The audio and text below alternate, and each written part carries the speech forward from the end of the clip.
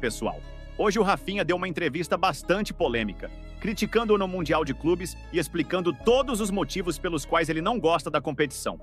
E já adianto, essa opinião dele vai desagradar muita gente. Fica aí até o final para ver em detalhes tudo o que ele disse. E depois eu quero saber sua opinião sobre isso tudo. O Mundial de Clubes está sendo um sucesso no Brasil e na América do Sul, principalmente por causa das boas atuações dos times brasileiros contra os europeus. Mas claro, o mesmo não acontece na Europa. Lá, o torneio não faz sucesso nenhum. A resposta dos europeus é direta. Dizem que é uma competição que não vale nada para eles e que os jogadores preferiam estar de férias em vez de passar um mês disputando mais uma competição. Para nós, brasileiros, isso soa como desculpa. Parece que eles não querem aceitar a possibilidade de derrota. Mas é fato. Os jogadores europeus que estão nesse Mundial não vão ter férias. E se avançarem até a final, a temporada deles vai ficar ainda mais apertada. Mas bem se é desculpas deles ou não, não sabemos ao certo. Mas agora se liga nas palavras do Rafinha detonando esse Mundial de Clubes. Os brasileiros têm muito potencial e muita qualidade envolvida. Então, o mérito deles estar avançando nesse Mundial é deles, né?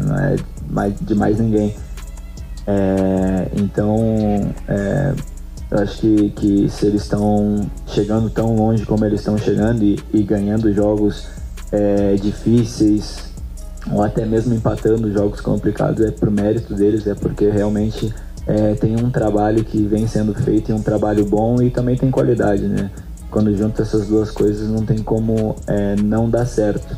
Até pode não dar certo porque o futebol é assim, futebol às vezes, como ela falou, na Copa do Mundo a gente tinha 100% de certeza que a gente ganharia e na Champions a gente tinha 100% de certeza que a gente passaria para a próxima fase. E o futebol tem essas coisas, o futebol te surpreende, de repente por isso ele é tão emocionante. Mas, particularmente falando, como uma pessoa que joga fora, num time europeu, a gente estaria de férias, né? Eu estou de férias, eles estariam de férias.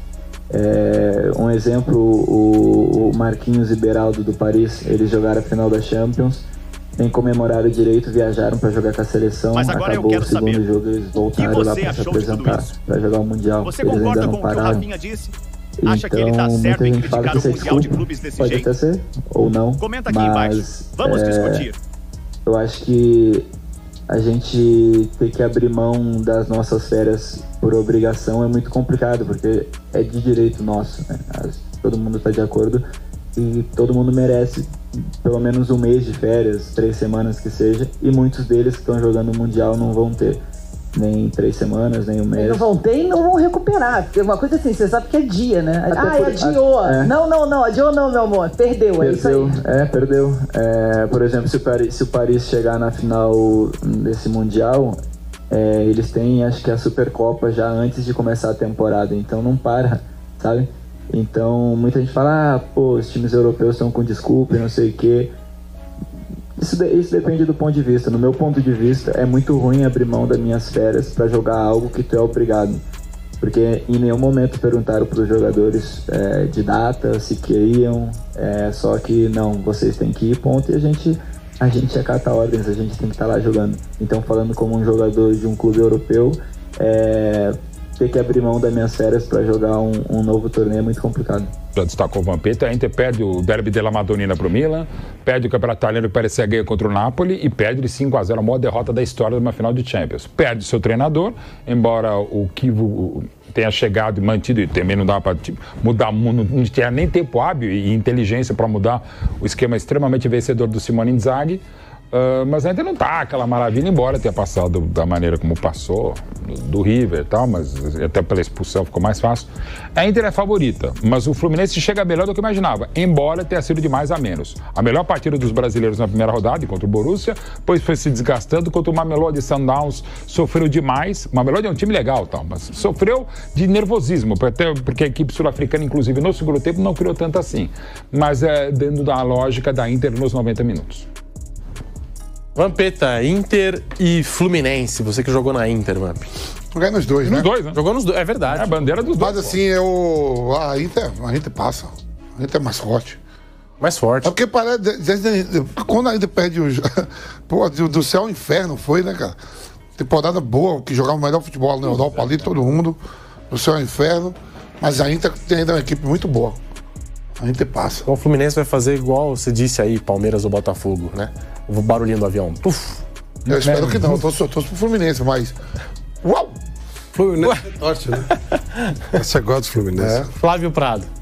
Eu acho que a Inter passa com uma certa tranquilidade. Eu acho que a diferença dos times é muito grande e agora a coisa começa a ser, né? Mas, pô, gente, parou, né? Acabou. Vamos parar. Agora tem aquele negócio, Flávio, a gente pode empatar nessa aqui que no outro a gente recupera. Agora empatou, é pé, vai embora.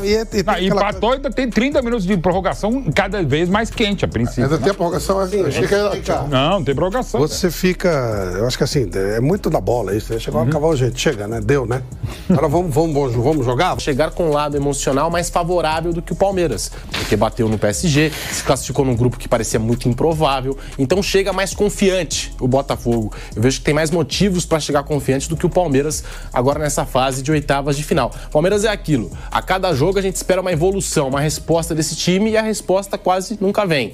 Então eu fico com o Botafogo. Acho que vai ser um duelo parelho, equilibrado, mas eu acho que o Botafogo vai passar. Mauro Betting. É interessante, né? Eu costumo dizer que o clássico iguala os desiguais. Diferentemente de como chegaram aos Estados Unidos, hoje o desigual favorável ao Botafogo. O Botafogo fez a grande, como destacou o Vampeta, não a atuação, mas o maior resultado improvável contra o campeão da Europa semanas antes, com o melhor momento da história do Paris Saint-Germain em 55 anos. Meteu quase 5-0 na Internacional, que havia eliminado um grandíssimo Barcelona.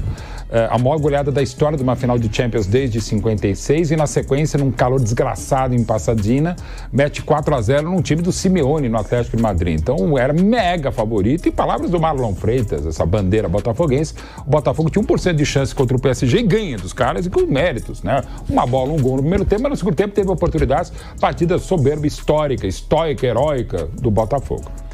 E até interessante, na última rodada o Palmeiras empata e acaba em primeiro do grupo, o Botafogo perde a liderança do grupo aos 42 do segundo tempo contra um time com muito dinheiro e muito bom, como o Atlético de Madrid, que não fez uma grande temporada e, sobretudo, uma Copa do Mundo de Clubes, a equipe colchoneira. Botafogo chega em segundo, mas o Botafogo chega ligeiramente favorito contra o Palmeiras e faz parte. Eu, sinceramente, esperava que os 3 brasileiros passassem, achava que era exatamente nessa ordem. Palmeiras e Inter Miami era a minha aposta que passasse segundo pela má fase do Porto. Imaginava que o Flamengo passasse atrás do Chelsea, mas o Flamengo foi brilhante, exuberante contra o Chelsea. Uma das maiores partidas da história do Flamengo, contra um ótimo time, 4º colocado do Campeonato Inglês, e o Fluminense também se superou. Então, assim, Palmeiras dos 4, para mim, foi quem mais decepcionou. Mas algo me diz, talvez o coração, por óbvio, que mesmo com o Botafogo hoje com 51-49, eu entendo que o Palmeiras se classifique se não for para os pênaltis. Nos 90, 190, o Palmeiras passa, não sei se é a torcida, mas até pelo histórico brilhante e mega vencedor do Abel Ferreira.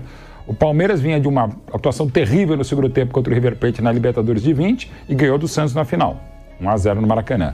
O Flamengo era mega favorito quando se define a final de Montevidéu 2 meses antes entre o Flamengo e o Palmeiras vai lá e merecidamente vence o Flamengo, supera o vento, um monte de coisa e é bi-tri da América com o Abel. Então eu acho até que palestrinamente com esse time da virada, o time do amor do Abel, nesses momentos...